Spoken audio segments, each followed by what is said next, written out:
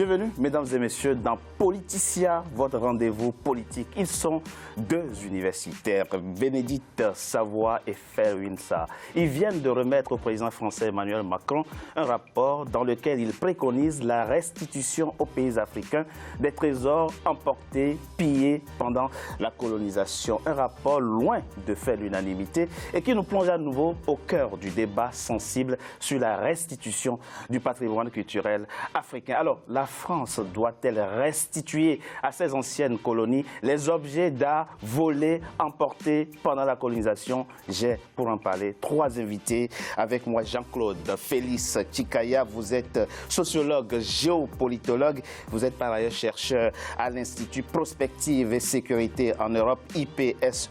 Cela fait longtemps que vous militez pour la restitution du patrimoine culturel africain. C'est avec joie que vous avez accueilli le rapport qui vient d'être remis au président français. Vous nous en direz davantage au cours de cette émission. Merci d'avoir accepté notre invitation. Didier Rickner, vous êtes journaliste, historien de l'art français, directeur de publication de la tribune de l'art.com. Une tribune très sérieuse. Et d'ailleurs, vous n'avez rien contre l'Afrique, dites-vous, rien contre les Africains, mais vous êtes contre toute restitution des trésors emportés pendant la colonisation. Vous pensez qu'il s'agit d'une problématique complexe, mais que certains simplifient à l'essai. Vous nous en direz davantage au cours de cette émission. Merci à vous d'avoir accepté notre invitation. Prince Serge Guézo, vous êtes encore plus directement concerné par la problématique qui nous rassemble ici sur ce plateau, puisque vous êtes descendant direct du roi Guézo. C'est un roi dahoméen et aujourd'hui Bénin. C'est donc l'un des derniers rois du Dahomey. Son trône, qui fait 2 mètres, un majestueux trône, est en ce moment exposé au musée du Quai Branly à Paris. Vous aussi, c'est avec joie que vous avez accueilli l'annonce donc de la restitution prochaine des objets précieux emportés pendant la colonisation. Merci d'avoir accepté notre invitation. 80% du patrimoine africain se trouve hors du continent. Pour beaucoup, il s'agit d'une anomalie qu'il faut absolument corriger. Mais avant d'en parler, je vous propose d'écouter ce qu'en dit Bruno Bernard. Il est un maître de conférence expert en commerce international des pays francophones. Je voulais, à travers cette vidéo, vous présenter en primeur certains de mes travaux concernant la restitution des objets africains qui ont été dérobés, spoliés ou arrachés au continent et qui sont dans les musées européens de Londres, de Paris, de Berlin ou de Bruxelles depuis des années et qui enrichissent les musées européens de visites payantes. Il serait temps, je pense, de restituer tous ces objets à l'Afrique. Et je pense, dans mes travaux, j'explique un calendrier de 5 ans pour identifier, répertorier tous ces objets et les restituer sans tarder aux pays africains qui en font la demande ou, s'ils n'en font pas la demande, leur proposer la restitution de ces objets, avec le transport bien sûr à la charge des pays qui ont emporté ces biens de l'Afrique. Alors, monsieur, très rapidement, il y a une base minimale sur laquelle on s'entend tous autour de cette table, c'est que les faits historiques qui ont fondé justement ces rapporteurs à faire cette proposition sont avérés. Ils ne sont pas contestés. Il y a eu la colonisation, c'est incontestable. Et effectivement, les historiens sont unanimes sur le fait que des objets ont pu être emportés sans le consentement des propriétaires. Dites-nous, Félix Chikaya, vous parlez de justice. Pour vous, vous pensez que la restitution de ces trésors emportés pendant la colonisation n'est que justice? Ce n'est que justice, ce serait une œuvre de justice de restituer au continent africain ce qui a été pillé pendant un contexte qui a légitimé ce pillage, ces vols qui se sont déroulés pendant des décennies durant, qui allaient contre les principes républicains, liberté, égalité, fraternité, et on a dépouillé, pas seulement sur le plan économique et autres, mais sur le plan culturel, une bonne partie de l'âme africaine. L'Afrique n'est pas née au moment de l'esclavage, ni au moment de la colonisation. L'Afrique est le berceau de l'humanité. Donc ce n'est pas seulement un vol. Bon, on vient de faire certaines découvertes en Algérie qui... Certes, bon, mais on passe de l'Afrique de l'Est. On est d'accord. On passe de l'Afrique de l'Est à l'Algérie. Il faut savoir que dans le rapport, tout de suite, ça fait réagir l'Algérie, qui, elle aussi, a été dépouillée de ses biens aussi sur le plan culturel. Donc, c'est incontestable. On parlera peut-être plutôt tout à l'heure du côté inaliénable du patrimoine, mais il est aussi inaliénable que ça a été volé, que ça a été pillé, et qu'il faut, par justice, pour ne pas être à l'envers de ce que dit notre Constitution française, mais aussi le droit international, de rendre à qui appartient les œuvres qui ont été donc dépouillées pendant des années durant. Volé, pillé ou pas, Didier Rickner, pour vous, ces trésors dont il est question font désormais partie intégrante du patrimoine culturel français. Je voudrais quand même préciser d'abord qu'il faudrait, là on parle de pillages, de vols qui ont existé, il y a eu des pillages bien entendu, pas uniquement. Le rapport dit de toute façon tout est dans le même sac. Ok, on pourra en parler tout à l'heure. Absolument. Ce qu'il faut savoir, c'est que les pillages, parlons des pillages uniquement parce qu'il y a beaucoup d'œuvres qui sont rentrées de manière tout à fait volontaire, on pourra en discuter. On est d'accord. Sauf que le rapport dit qu'il faut tout rendre. Donc les pillages ont existé, c'est tout à fait vrai. Le pillage, les pillages de guerre, etc., ont existé dans toute l'histoire de l'humanité. Si on commence effectivement à revenir sur cette histoire-là, en disant « oulala, justice, on rend les objets », on rend beaucoup d'objets, pas seulement les objets africains, vous l'avez déjà dit, d'ailleurs, les objets algériens, pourquoi pas les objets grecs, L'Algérie est en Afrique. Oui, tout à fait. Non, mais je veux dire, parce que le rapport ne parle uniquement de l'Afrique au sud du Sahara. Je ne sais pas pourquoi, d'ailleurs. Voilà. C'est peut-être un petit talon d'Achille du rapport. Je ne sais Moi, pas j'aurais pourquoi. voulu que ça parte d'Alger jusqu'au Cap. Je ne sais pas pourquoi.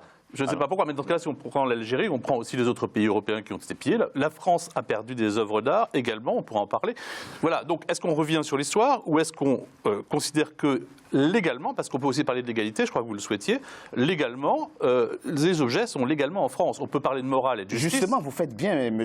Rickner, d'aborder cette question. Et d'ailleurs, je trouve que vous avez la plume dure contre ce rapport qui vient d'être remis au président français 20 novembre dernier. Vous écrivez ceci, très rapidement, je le lis. En confiant à Bénédicte Savoy et à Felwine Sarr un rapport sur la restitution des œuvres d'art à l'Afrique, vous dites l'Afrique...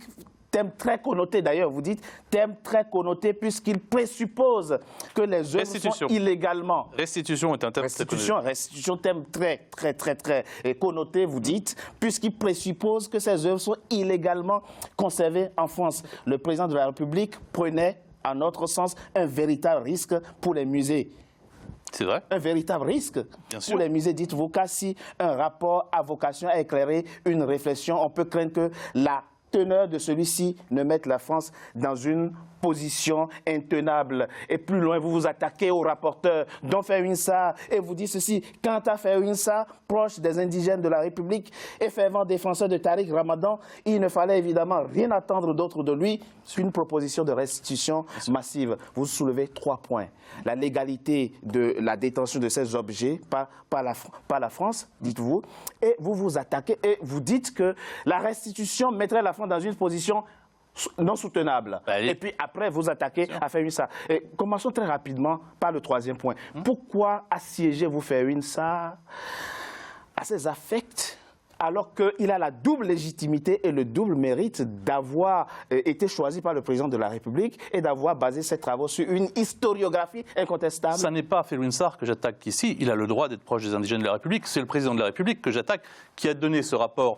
Quand vous donnez un rapport, soit vous donnez un rapport à une commission qui est à peu près équilibrée, qui peut-être donnera des conclusions équilibrées, ou vous le donnez à 2 personnes, dont Mme Savoy, qui, dès le départ, il suffisait d'ailleurs d'écouter son cours inaugural au Collège de France, et qui, avant même à peine donné le rapport, elle disait au Festival d'Histoire de l'Art où j'assistais, il faut restituer les œuvres, et M. Felwine Sarr qui... voilà, il a le droit d'être a priori contre, pour la restitution, c'est tout à fait légitime et je n'ai rien contre ça. Mais vous faites allusion à sa proximité avec les indigènes de la République et avec Tariq Ramadan. Mais bien sûr, c'est-à-dire qu'en fait, c'est un courant de pensée qui effectivement ne peut aller que dans l'idée que ces œuvres mal acquises, entre guillemets, devraient retourner. C'était évident. C'est-à-dire que dès le départ, ce n'est pas lui que j'attaque, c'est le président de la République, Emmanuel Macron, soyons clairs. Parlons droit. Vous dites que ces objets ne sont pas illégalement détenus, enfin conservés par la France. Oui. Tout à fait. Quelle est la légalité? Alors, il y a 2 choses. Il y a la loi internationale, les lois internationales qui explique, en fait, c'est à partir de 1970 que des œuvres que les pays souhaitent conserver et qui sont exportées illégalement doivent être restituées. Là, je n'ai aucun problème. Toutes les œuvres illégalement en France doivent être restituées. Simplement, du point de vue légal, aussi bien du point de vue international, les pillages de guerre ont été interdits à partir de 1899, que du point de vue national, l'inaliénabilité des collections publiques dit, et ça date depuis le XVIe siècle, ces œuvres sont dans les musées, doivent y rester, sauf s'ils ont été effectivement, s'ils sont illégalement. Je suis désolé, la légalité, est-ce qu'elle est? On peut la contester, on peut vouloir revenir dessus, mais c'est légal. Expliquez-nous le caractère légal de l'arrivée en France, en tout cas en métropole, de ces œuvres. À l'époque, c'était légal. À cette époque-là, c'était légal. C'est comme ça que vous... Et c'est vrai, enfin, je veux dire, on ne peut pas le contester. Vous permettez de sur le plan légal, avant qu'on ne passe rapidement à Guézo, c'est-à-dire à M. Guézo, c'est-à-dire qu'au moment où ces objets... Oui. Venez à Paris, par exemple, il s'agissait d'un même territoire. C'est comme si vous déplacez un objet de Rennes à Bordeaux, en quelque sorte. Pas seulement. Un pillage de guerre, il y en a eu dans toute l'histoire de l'humanité, les pillages militaires étaient légaux, de biens culturels étaient légaux. Ils ont été interdits. Un pillage légal.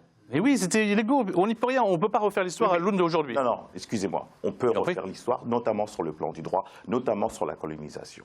La colonisation, c'est tout, sauf un système juridique juste. Donc, non, s'il vous plaît. Je vous en prie. Il n'y a pas de victime héréditaire et de bourreau héréditaire. Un État, il y a une continuité de l'État pour tous les États du monde et notamment la République française.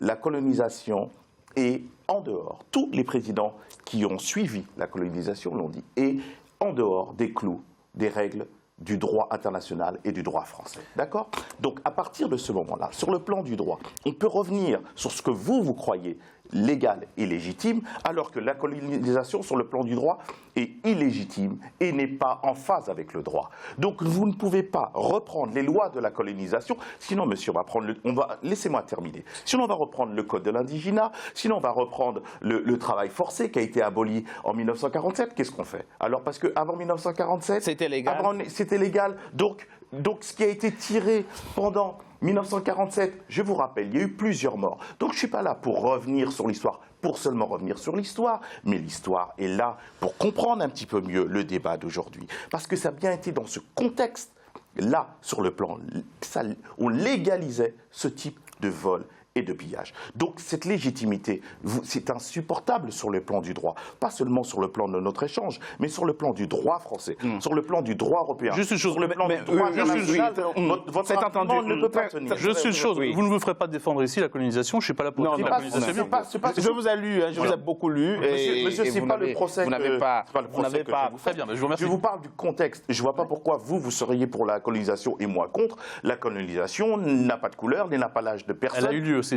On est d'accord. Sauf que c'est bien pendant ce contexte, bien sûr, il est d'accord, sur le plan du droit, que s'est effectué le pillage. Le risque, vous avez dit, le président Emmanuel Macron prend le risque de mettre la France, en tout cas les musées français, dans une position insoutenable. Expliquez-nous. La position insoutenable est là. À partir du moment où on dit ces objets doivent être restitués, comment voulez-vous dire ensuite non, on ne va finalement pas vous les restituer? Comment voulez-vous que les autres pays, tous les autres pays ne puissent pas dire toutes nos œuvres viennent. Parce qu'on ne parle pas de quelques œuvres. Le Sénégal a dit il y a 10 000 œuvres, elles sont toutes à restituer comme si elles avaient toutes été pillées. Et la Côte d'Ivoire est en train aussi de faire sa liste en ce moment. Et de ce point de vue, on comprend tout à fait votre propos. Serge Guézo, vous êtes descendant du roi. Guézo, vous l'avez dit, le trône de votre grand-père est en ce moment au musée du Quai Branly. Que représente pour vous justement la restitution de ces objets? Allez-y très rapidement. Mais je vous dirais que ça représente un patrimoine national, familial et aussi contemporain, puisqu'on est dans le bicentenaire du roi Guézo cette année. Donc, en termes de valeur de symbole et de reconstruction de paradigme, c'est essentiel. D'autant plus que je peux que me réjouir, puisque c'est en qualité d'ayant droit, je peux dire que je suis celui qui a tiré qui a ouvert la boîte. Avec le CRAN, avec le CRAN et beaucoup d'autres organisations, donc, vous avez suscité la réflexion. Voilà, on a suscité la réflexion. Il y a qu'est-ce qu'il y a après cela au niveau vision. Je pense que c'est ça qu'on doit se préoccuper. Aujourd'hui, les États, la France, pas magnanime ou pas nécessité. Il y a aussi un enjeu politique, mais je pense que le problème qui se pose, c'est que sur le plan bilatéral, les pays africains ne sont pas à même de lutter à armes égales. Ah non, on est d'accord, on est Voilà. tout à fait d'accord. Vous faites bien de le souhaiter. De toute façon, tout est lié à la bonne c'est pour volonté de cela la France. que, Si la France dit non, justement, il ne se passera absolument voilà. rien. Et c'est un point pour cela important que le fait que chaque pays se lève Oui. aujourd'hui, réclame, je trouve que ce n'est pas une stratégie. C'est l'Afrique, de l'Algérie à l'Afrique. Qui revendique doivent le retour de Qui son... doivent avoir une concertation et le lieu adéquat, c'est l'UNESCO. Et c'est là où l'Afrique est forte. Parce qu'elle incarne, elle représente 54 pays. Elle doit pouvoir... Ça s'entend. Voilà. J'entends votre propos, M. Félix Tchikaya. Moi, de là où je suis obligé de relayer tout ce que j'entends. Vous voyez, je rencontre un historien français dans le cadre de la préparation de cette émission. Qu'est-ce qu'il me dit? Gentiment et avec sympathie. Heureusement que nous en avons pris quelques-unes. Celles qui sont restées, qu'est-ce qu'elles sont devenues? Aujourd'hui, vous réclamez le retour de ce que nous avons pris. Si nous ne les avions pas prises, ces œuvres, elles seraient déjà peut-être en décrépitude, en poussière, ou même bradées à d'autres marchands d'art véreux. Qu'est-ce qu'on répond à ça? Qu'est-ce qu'on répond à ça? Malheureusement, la condescendance, le commentaire néocolonial qu'on vous a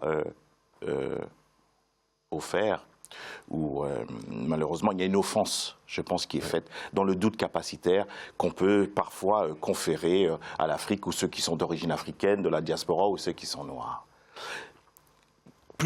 Entre 80% et 90% des œuvres africaines sont à l'extérieur du continent.